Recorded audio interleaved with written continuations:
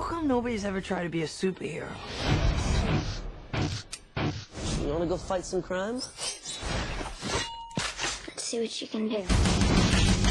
Oh, that kind of hurt. So, Chris, with your first big role in Superbad, you became identified for a lot of people as McLovin, and I'm sure you still get it yelled at you, and there's people who still bring it up. What advice do you have now for Chloe? Because Hit Girl is going to be a thing that defines you for a certain period of time. You're gonna get recognized a lot. Be humble, and if someone pisses you off, throw a little Hit Girl at them. Oh my God. That's a good piece of advice right there. Boom in the throat. I think I could kill somebody. Yeah.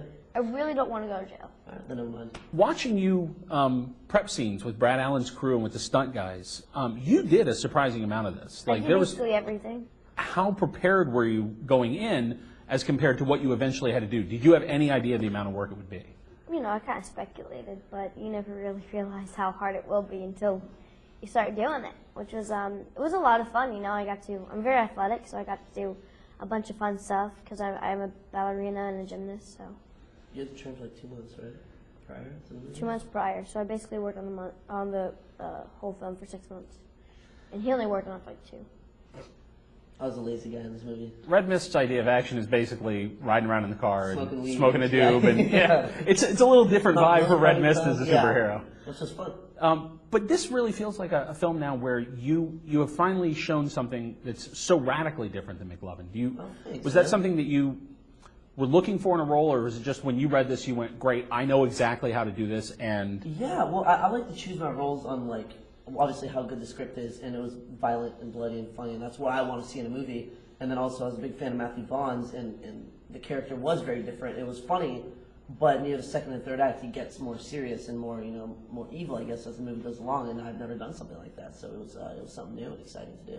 you mentioned Matthew, of course, and Jane Goldman, his co-writer, is such a big part of that collaboration with him, and they really build a particular energy on a set. Can you talk about working with the two of them as a team and sort of what that was like overall in the film?